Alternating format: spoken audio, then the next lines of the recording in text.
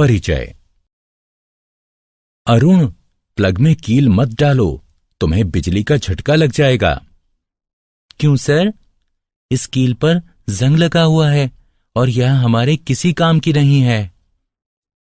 भले ही इस पर जंग लगा हुआ है, परंतु यह धातु है और धातु विद्युत की सुचालक होती है।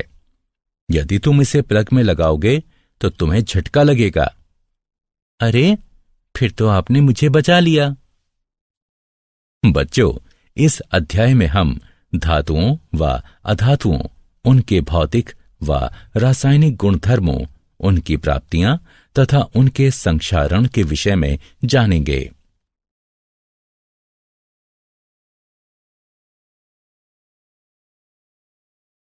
उद्देश्य। इस पाठ के अंत में आप निम्न करने में सक्षम हो जाएंगे: धातुओं व अधातुओं के भौतिक एवं रासायनिक गुणधर्मों का वर्णन करना, यह समझना कि धातुएं कैसे प्रतिक्रिया करती हैं, धातुओं की उपस्थिति की व्याख्या करना, संक्षारण की व्याख्या करना।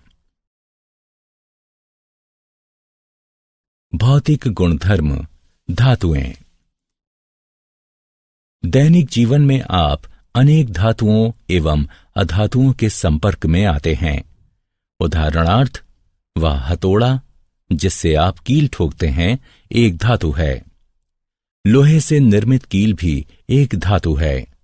आइए धातुओं के भौतिक गुणधर्मों पर दृष्टि डालते हैं। धातुओं के भौतिक गुणधर्म निम्नलिखित हैं। भौतिक अवस्था। धातुएं कमरे के तापमान पर ठोस होती हैं।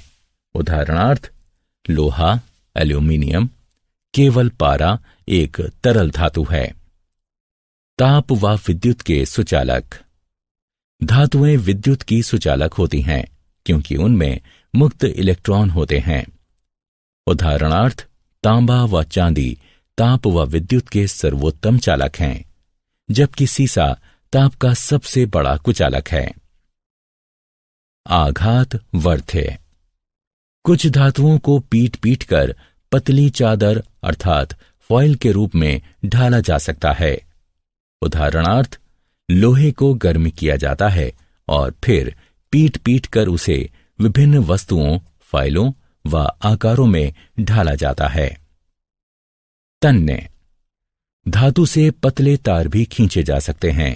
उदाहरणार्थ, 100 ग्राम चांदी से लगभग 200 मीटर लंबा तार खींचा जा सकता है। चमक। धातुएं अपनी चमकीली सतह से प्रकाश को परावर्तित करती हैं। उन पर पॉलिश भी की जा सकती है। उदाहरणार्थ, सोना, चांदी एवं तांबा चमकीली सतह वाली धातुएं हैं और इन पर पॉलिश भी की जा सकती है।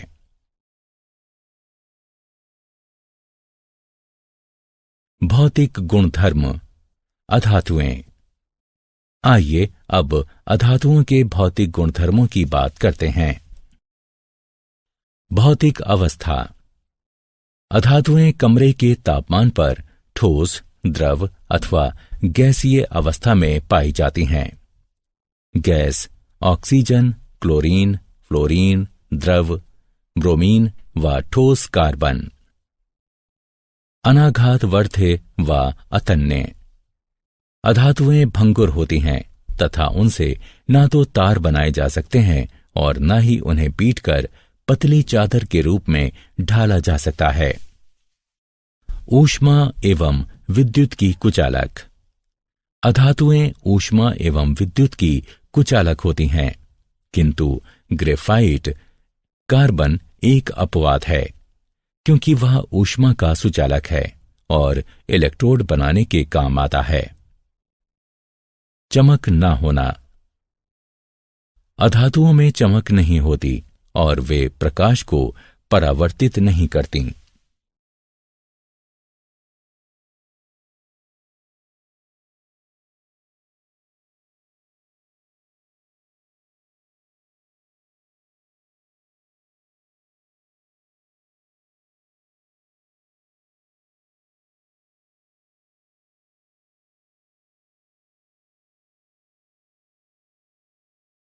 क्या आप जानते हैं, धातुएं कमरे के तापमान पर ठोस होती हैं। इसका केवल एक अपवाद है, पारा, जो कि द्रव है। तरल धातु पारा ऊष्मा व विद्युत का सुचालक है। इसका घनत्व बहुत अधिक होता है। यह अत्यधिक विषैला होता है। अधातुएं विद्युत की कुचालक होती हैं, तथापि ग्रेफाइट, जो कि कार्बन का एक रूप है, विद्युत का सुचालक है। धातुओं के रासायनिक गुणधर्म। अब धातुओं के कुछ रासायनिक गुणधर्मों पर दृष्टि डालते हैं। इन गुणधर्मों में धातुओं की अन्य तत्वों जैसे वायु, जल, अम्लों तथा अन्य धातु लवणों के साथ अभिक्रियाएं भी सम्मिलित हैं। वायु के साथ अभिक्रिया। जब धातुएं वायु के संपर्क में आती हैं तो वे धातु ऑक्साइड निर्मित करती हैं। कुछ ऐसी धातुएं भी हैं जिनमें अम्लीय व क्षारकीय दोनों ही प्रकार के गुणधर्म पाए जाते हैं। ऐसी धातुओं को उभयधर्मी ऑक्साइड कहते हैं। जल के साथ अभिक्रिया। जब धातुएं जल के संपर्क में आती हैं तो वे धातु हाइड्रोक्साइड तथा हाइड्रोजन निर्मित करती हैं। धातुएं जल को धातु हाइड्रोक्साइड विलयन बनाती हैं। अम्लों के साथ अभिक्रिया। लवण व हाइड्रोजन बनाने के लिए धातुएं तनु अम्लों के साथ अभिक्रिया करती हैं। यह अभिक्रियाशीलता प्रत्येक धातु की भिन्न भिन्न होती है। तथापि जब धातुएं नाइट्रिक अम्ल के साथ अभिक्रिया करती हैं तो हाइड्रोजन गैस नहीं बनाती, क्योंकि यह अम्ल एक प्रबल ऑक्सीकरण करता है। अन्य धातु लवणों के विलयनों के साथ अभिक्रिया। एक अधिक अभिक्रियाशील धातु एक कम अभिक्रियाशील धातु को उसके लवण विलयन से स्थानांतरित करती है। सरल शब्दों में कहें तो यदि धातु आ धातु बा को उसके विलयन से विस्थापित करती है तो धातु आ धातु बा की अपेक्षा अधिक अभिक्रियाशील है। तथापि सभी धातुएं अभिक्रियाशील नहीं होती। इस अभिक्रिया में कॉपर सल्फेट में मौजूद तांबे को जस्ता यानी जिंक विस्थापित कर देता है।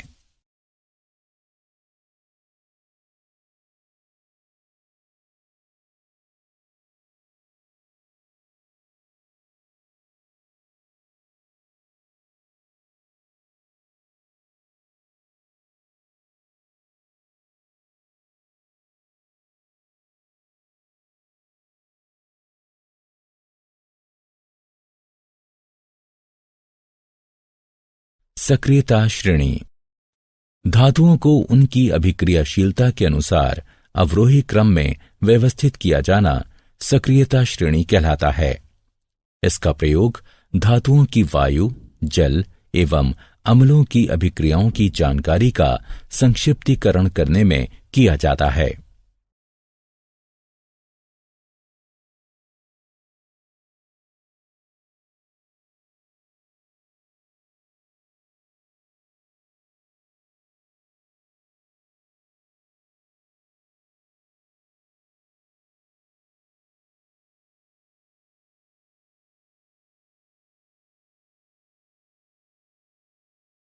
धातुएं एवं अधातुएं कैसे अभिक्रिया करती हैं?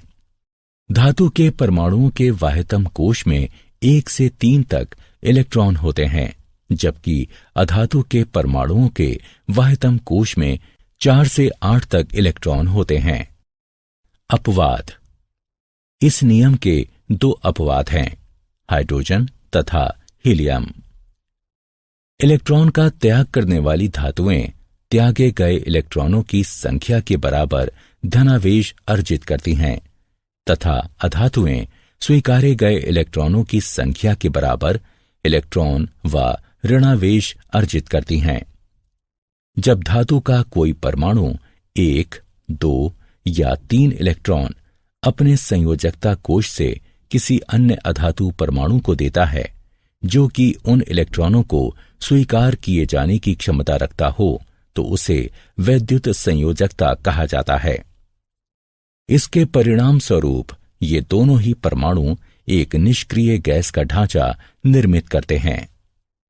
किसी तत्व के परमाणु से अन्य तत्व के परमाणु में इलेक्ट्रॉनों का स्थानांतरण आयनिक यौगिक कहलाता है।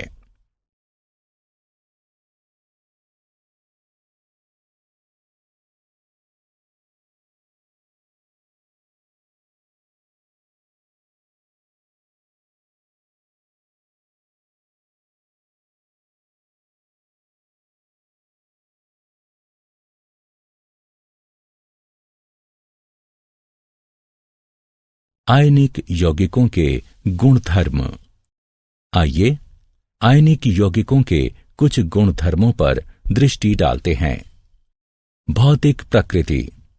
आयनिक यौगिक कठोर ठोस होते हैं क्योंकि धनात्मक एवं ऋणात्मक आयनों के मध्य आकर्षण बल अत्यंत प्रबल होता है। ये यौगिक भंगुर होते हैं तथा दबाव डाले जाने पर टूट जाते हैं। गलनांक एवं क्वथनांक। प्रबल अंतर आयनिक आकर्षण को तोड़ने के लिए आवश्यक ऊर्जा की पर्याप्त मात्रा के कारण आयनिक यौगिकों का गलनांक एवं क्वथनांक उच्च होता है। घुलनशीलता। आयनिक यौगिक जल में घुलनशील तथा विलायकों में अविलय होते हैं, जैसे पेट्रोल आदि। विद्युत चालकता। आयनिक यौगिक जब ठोस अवस्था में हों तो विद्युत संचालन नहीं करते, क्योंकि कठोर संरचना के कारण आयनों की गति संभव नहीं होती। किंतु आयनिक यौगिक जब गलित अवस्था में हों तो विद्युत चालकता संभव है, क्योंकि गलित अवस्था में विपरीत आवेश वाले आयनों के मध्य स्थिर वैद्युत आकर्षण बल ऊष्मा के कारण कमजोर पड़ जाता है। इससे आयन स्वतंत्र रूप से गति करने तथा विद्युत संचालन करने लगते हैं।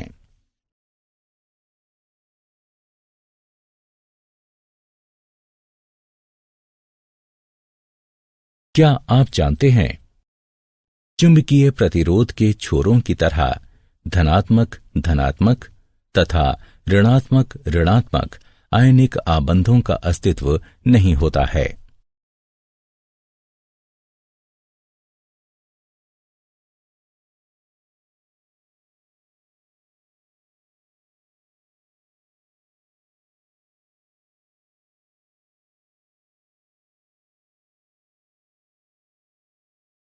धातुओं की प्राप्ति, धातुओं एवं अयस्कों का निष्कर्षण।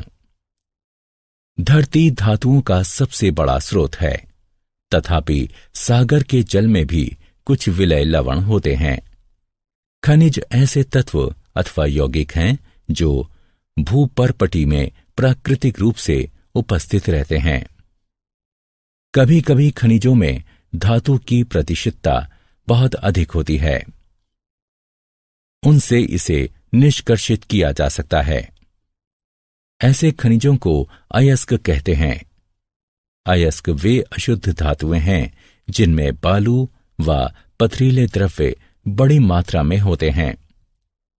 अयस्कों की ये अशुद्धियां गैंग कहलाती हैं। अयस्कों से धातु निष्कर्षित करने से पूर्व इन अशुद्धियों को दूर करना होता है। जब अशुद्धियां दूर हो जाती हैं तो अयस्क सांद्र अवस्था में आ जाते हैं। अयस्कों की इस सांद्रता को अयस्कों का समृद्धिकरण भी कहते हैं।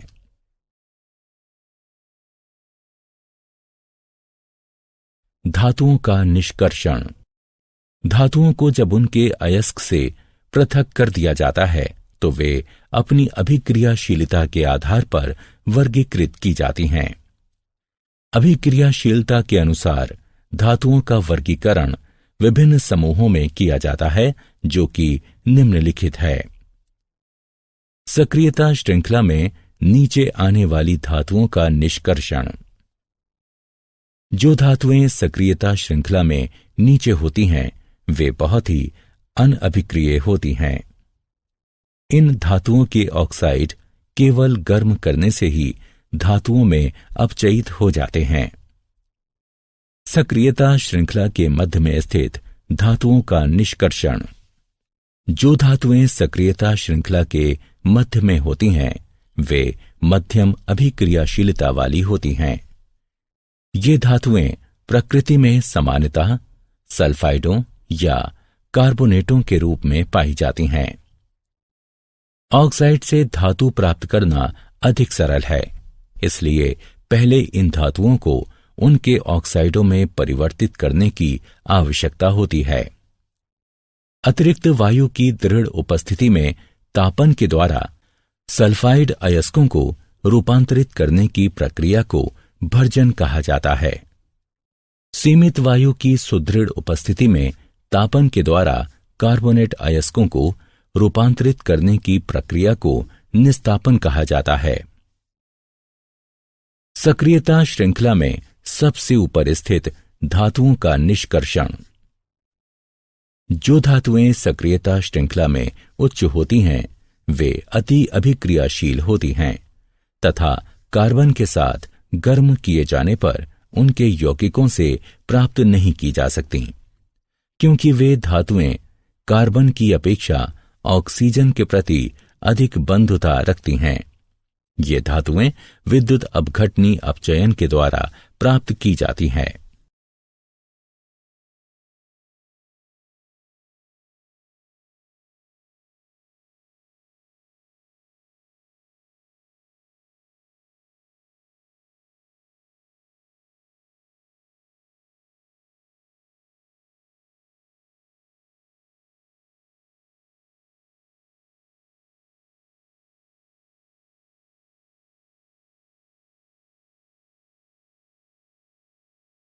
धातुओं का परिष्करण।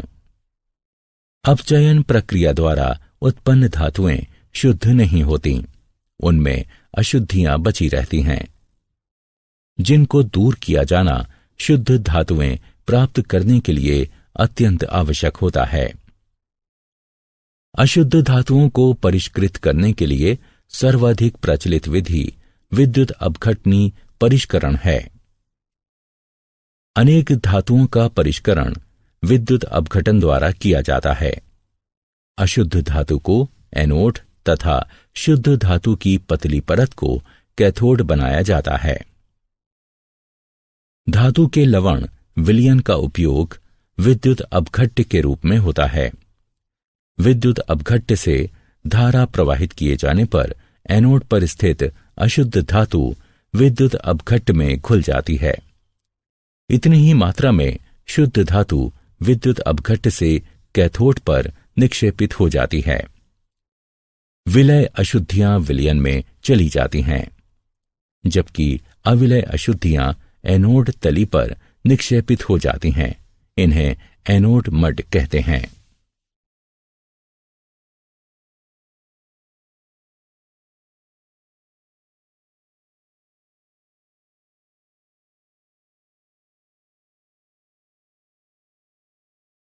क्या आप जानते हैं चांदी, सोने व प्लेटिनम के परमाणु सरलता से ऑक्सीकृत नहीं होते, इसलिए चांदी, सोने एवं प्लेटिनम एनोड से टैंक की तली पर यूं ही गिर जाते हैं, जहां वे विद्युत अपघटन परिष्करण प्रक्रिया पूर्ण होने के पश्चात टुकड़े टुकड़े हो जाते हैं।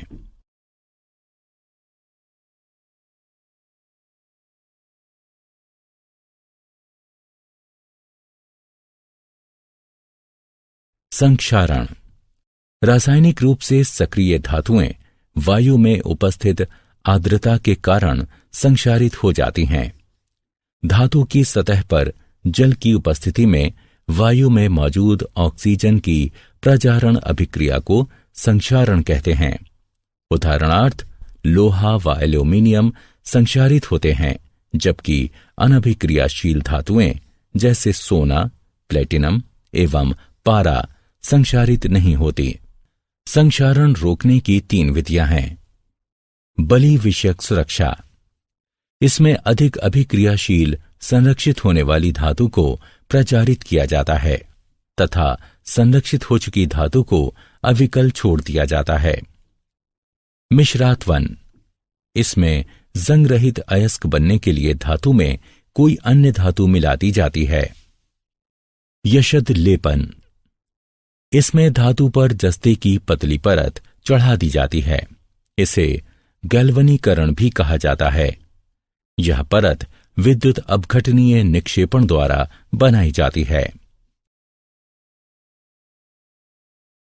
सारांश,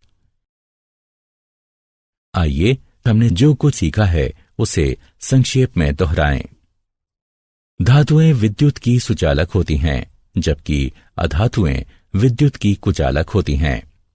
धातुएं वायु, जल तथा अम्लों के साथ अभिक्रिया करती हैं। धातुओं को उनकी अभिक्रियाशीलता के अनुसार अवरोही क्रम में व्यवस्थित करने को सक्रियता श्रेणी कहते हैं। किसी तत्व के परमाणुओं से इलेक्ट्रॉनों का दूसरे तत्व के परमाणुओं में स्थानांतरण आयनिक यौगिक कहलाता है। धातुएं अयस्कों से निष्कर्षित की जाती हैं। अशुद्ध धातुओं को परिष्कृत करने की सर्वाधिक प्रचलित विधि विद्युत अपघटनी परिष्करण है।